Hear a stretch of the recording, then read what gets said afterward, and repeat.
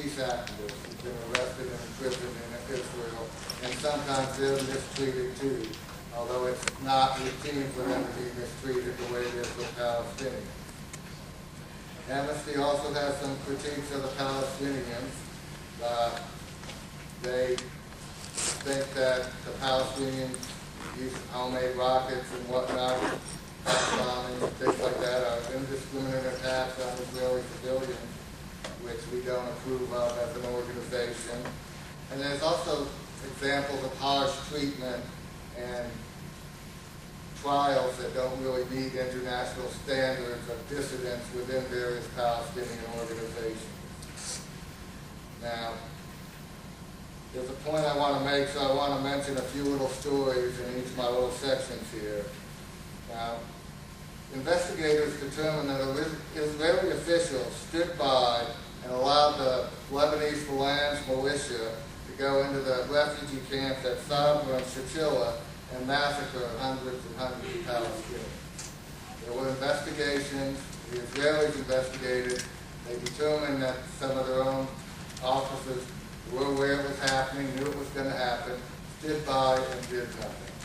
And here's the point I want to make that will be an ongoing point. There's never been any action taken against any of those officials who stood by. Now those of you who are aware of the situation in the history of the Middle East will realize that that happened back in the 80s. These issues and concerns from Amnesty are Amnesty's Israeli report from 1984. So that's just a little bit of historical perspective. I pulled out my book and looked at Amnesty's report on Israel for 1996. Same list of problems. You know, arbitrary detentions and arrests, cruel ill treatment, torture of standard, destruction of homes, ongoing, identical list, identical problems. And this is a dozen years later. I want to give you two individual cases from that report. There was a detainee named Abd al-Samad Parazad. He died from being shaken, brain trauma. The Israelis investigated, and they determined that the Israeli people questioning him, had shook him 12 times in 12 hours. And after investigating themselves, they determined that their interrogators were not criminally responsible. Another example, an Israeli criminal shot a 14-year-old girl, Reida El-Quera. He was found guilty, and he was sentenced to 6 months, and the sentence was suspended. That was in 1996. Now we're in the 2008, 2009. We don't have a report out yet for 2010, but the latest reports have the same list of ongoing problems. There's over 8,000 Palestinians detained by Israelis. They're routinely subject to torture and ill treatment. There's been some changes. One of the things that's occurring now that really didn't occur in the past is many times when they're trying to pressure detainees to confess to something they may or may not have done or just change their ways, they'll bring in parents, spouses, or children. They'll dress them up in prison uniforms and tell the prisoners and detainees that we've got your family people and we're going to abuse them unless you go along with it. That's a relatively new behavior on their part. Because of the invasion that Dave referred to, because of the ongoing blockade of Gaza, which is new in the past few years, because of the increasing home destructions, there's we're approaching, from Amnesty's perspective, a humanitarian catastrophe among the Palestinians. It's not as bad in the West Bank because of bizarre political situations, which Dave or Kieran could go more into. But it's particularly harsh in Gaza. Things are really bad there. And one thing you need to remember is that under international law, an occupying power is responsible for the life and the well-being of the people under occupation.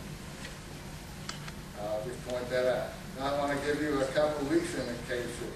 There's a man named Mohammed Abu Ahmad. He's 58 years old. He died in October.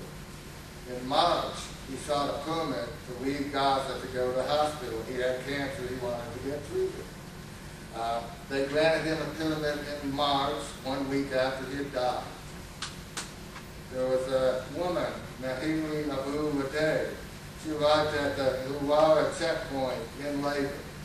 They wouldn't let her through to go to the hospital, and her child died in childbirth in the back of her car there at the checkpoint.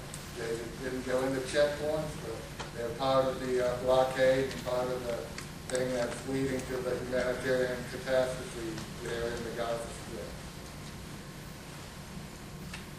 There was a Palestinian demonstrator in custody. He was handcuffed, he was blindfolded, and he was being held by an Israeli officer, physically held. Another soldier shot him in the foot. The soldier was charged with improper conduct. The Army's chief prosecutor rejected recommendations by the Israeli Supreme Court that there should be more serious charges. The people responsible for maintaining security in the detention, as I say, there's about 8,000 Palestinians currently detained, and that number fluctuated 20 years ago with about 5,000. It's always been thousands, now it's about 8,000. The General Security Service is responsible for security in the prison. As I say, there's been widespread ill treatment, continual torture. Everybody knows about it. It's no secret. No GSS officers have ever been prosecuted for any torture or ill treatment to this day. And the point I want to make is the issue of impunity. It's starkly illustrated by the examples in Israel. It's a problem around the world when it comes to human rights. And the problem with impunity is there's no consequences when people do horrible things. You know? You shoot somebody, they investigate, and they sentence you to 6 months and suspend that. I mean, you continually torture people, they investigate and say there's no criminal contempt. If there's no consequences for human rights abuses, there's never going to be any change in behavior. There hasn't been any change in the way that the Israelis have been treated. Well, let me rephrase that. There hasn't been any positive change in the way Israelis have treated Palestinians in the past 25 years. You can make a case that in a lot of ways things have gotten worse. And the reason is that there's been no consequences for human rights abuses in Israel. And it's not just a problem in Israel. We have a situation in Abu Ghraib prison where they sentence a couple, sergeants and privates to a few months when it's an obvious policy of abuse from the highest level. The architects of that torture, the people like John Yoo, who wrote position papers for the Justice Department, for the intelligence organization, and to the military, haven't been and will not be most likely ever prosecuted, ever held to account for unleashing some of the bad behavior that countries have always been doing and that we haven't done so much of and always pretended we didn't do. And honestly, compared to most countries, we were pretty good. But, that's changed in the past 10 years. And it's a culture of impunity that's allowed that. And just for an example, they had the invasion of Gaza a year ago. As Dave pointed out, over 1,300 Gaza's people killed. Some of them combatants, but more than half of them non-combatants. The UN has said that Israel and Hamas have to investigate and report human rights abuses committed by their people. The deadline's like tomorrow, I believe. Israel has actually, for the first time in decades, disciplined a couple of its officers. 2 officers have been disciplined, and the reason is because they okayed the shooting of white phosphorus armaments, which is a violation of human rights to target people with those weapons.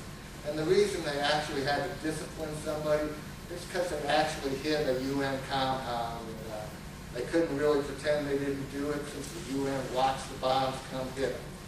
And, the conflict's complex.